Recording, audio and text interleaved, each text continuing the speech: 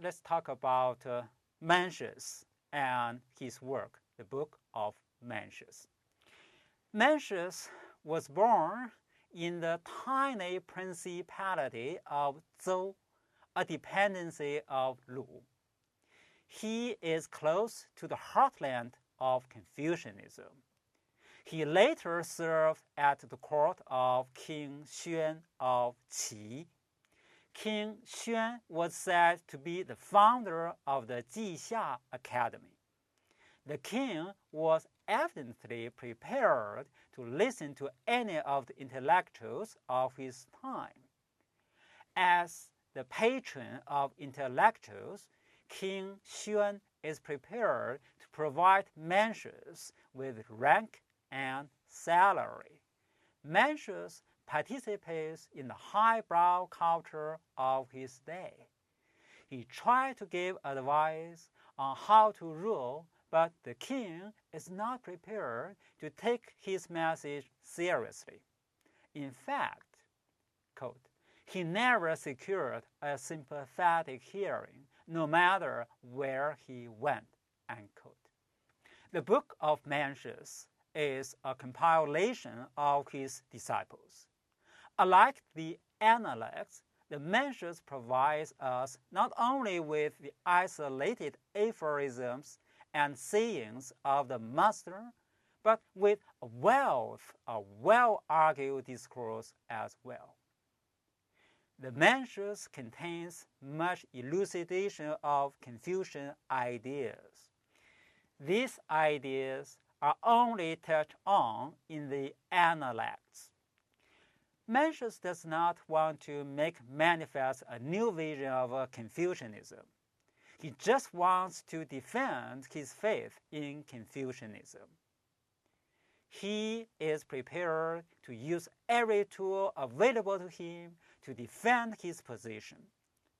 We will find applications of some of the dialectic and logical categories used by the Moist logicians and other intellectuals in the school of names. Mencius uses these tools because he has no other alternatives, not because he believes that they provide the true method for arriving at truth. His disciple Gong Du-zi says, quote, outsiders all say that you are fond of argument. I venture to ask why, unquote. Mencius replies, quote, I am not fond of argument. I simply have no alternative. In a world of disorder, he must defend his position by employing the very methods which others have used to lead men's minds astray.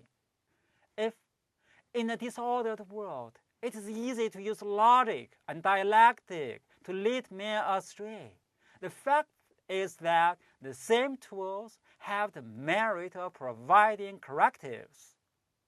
If the state of the world were such that the vision of the master would be dominant, such methods would not be necessary. Confucius' followers held fatalism in cycles of order and disorder of human history. Mezi rejected Confucian fatalism as wrong worldview. However, according to Mencius, wrong views are not the original cause of disorder. They are the symptoms of a disorder. The source of disorder is the evil deeds of evil rulers. Quote, tyrants arose one after another. They pulled down houses in order to make ponds, and the people had nowhere to rest. They turned fields into hunting parks, depriving the people of their livelihood. Heresies and violence arose, unquote. Intellectual confusion and violence were themselves symptoms and consequences. distorted ideas simply reinforce and confirm pre-existent moral distortions. If men are to be disentangled from their wrong ideas, they must be met with intellectual argument. Perverse propositions, 言辞, must be corrected with true propositions. Mencius agrees with Mezi, but disagrees with Zhuangzi that arguments can be won. Mencius structures the intellectual situation of his times like this, quote, "The words of Yang Zhu and Mezi fill the world. Those who do not turn to Yang Zhu turn to Mezi," end quote. He claims that Moism undermines parental authority. Moists hold the faith in universal love. Everyone loves everyone else equally. There's no distinction of love among family members. Especially, the father and son are in equal position of loving each other. This would have consequence of undermining parental authority. Mencius maintains that Yang Zhu undermines the authority of rulers. Yang Zhu emphasizes self-love. One is not to, quote, "sacrifice one hair of one's body," unquote, to serve society. This would bring an end to the relationship between the ruler and the ruled. According to Confucianism, the ruled are supposed to be loyal to the ruler, and the ruler is supposed to show his care to the ruled. So, Mezi undermines the foundation of the familial order, and Yang Zhu undermines the foundation of the political order. This is a terrible intellectual situation. In a society where the moral authority of both the family and the political order are undermined by false doctrines, the tendencies to immorality are unavoidable. Although Mencius structures the intellectual situation of his times in this way, his criticism is primarily focused on utilitarian basis of moist morality.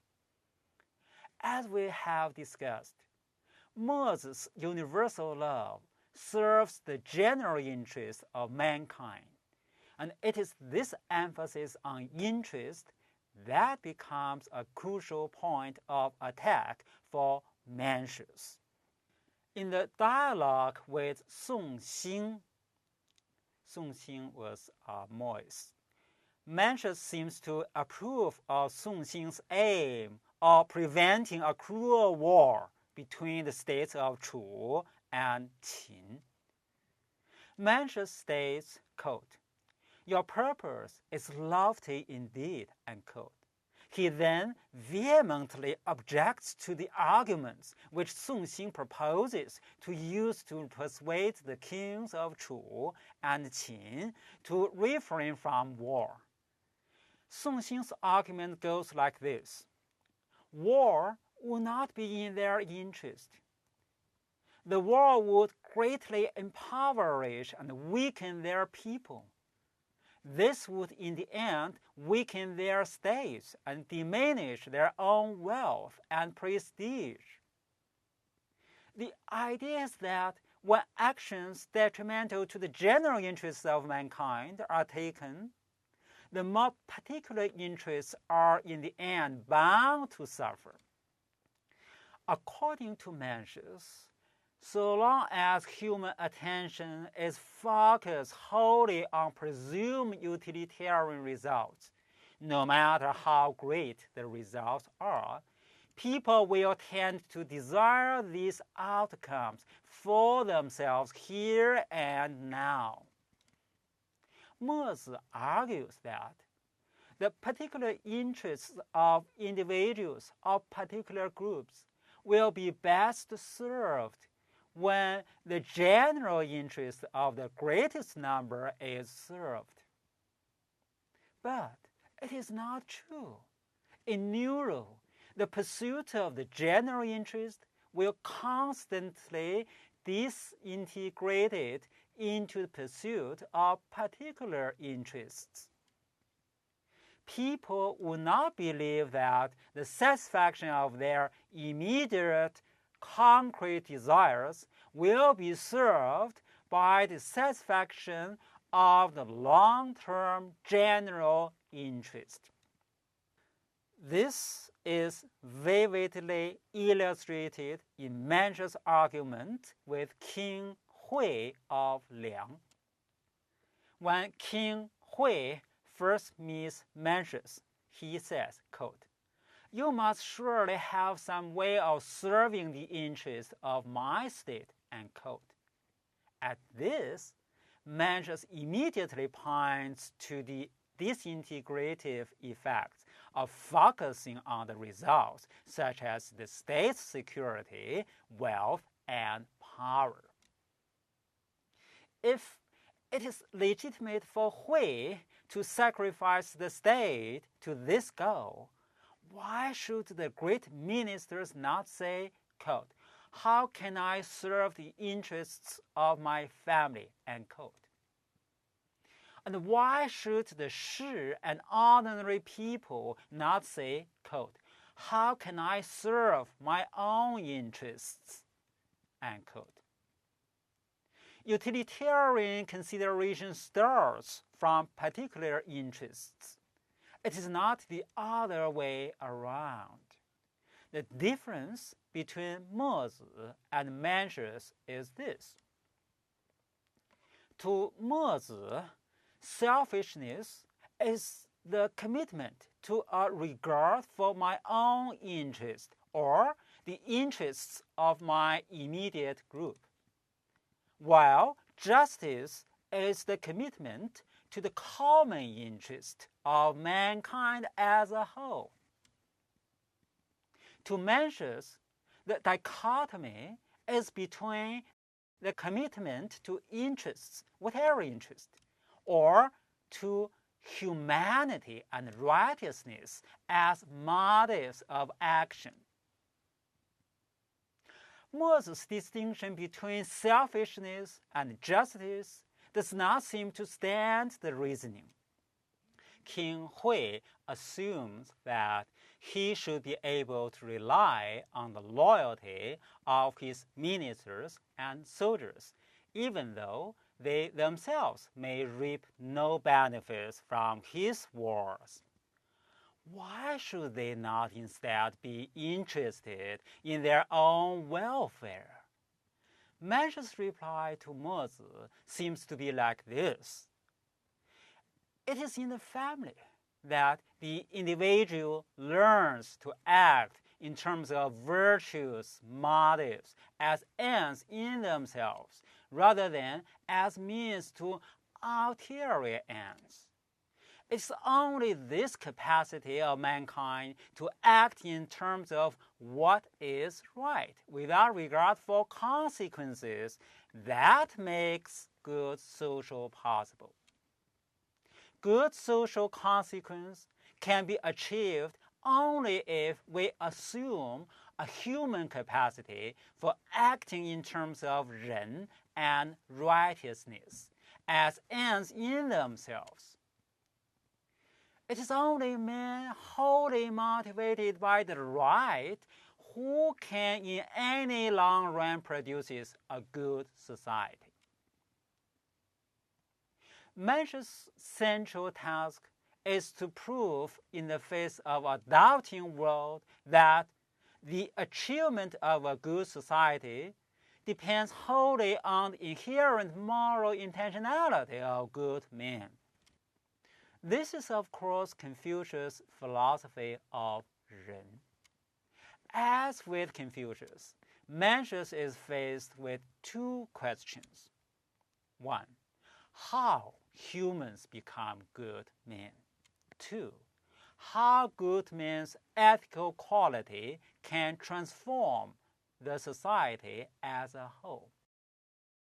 Confucius' followers failed to address these two questions. They merely focus on the practice of rites and music as the only way of internalizing Ren. As a result, they commit themselves to futile formalism. They have little faith that inner disposition of man could influence the world of their time. The Moist moral psychology approach does not help either. They posit a kind of state of nature. According to them, individual human organisms are conceived initially as self-regarding creatures. Men have to be taught the utilitarian necessity of universal love. There is no inner source of morality. In this intellectual situation, a question is more urgent than others. That is, where one is to seek the source of moral action. This is the question of human nature. Confucianists usually recognize a common conception of what the nature of the noble man is, but they cannot go deeper. They do not give an account of ontological source of morality. At Mencius' time, the question of human nature has already been discussed. Gaozi believes that human nature is neither good nor bad. Others believe that there are those who are good by nature and those who are bad. Others believe that with the rise of King Wen and Wu, the people were given to goodness, while with the rise of King Yu and King Li, they were given to cruelty. Others believe that there are those who are good by nature and those who are bad, end quote. So, here we have the notion that moral categories are creation of society, and the view that moral propensities are results of hereditary endowments.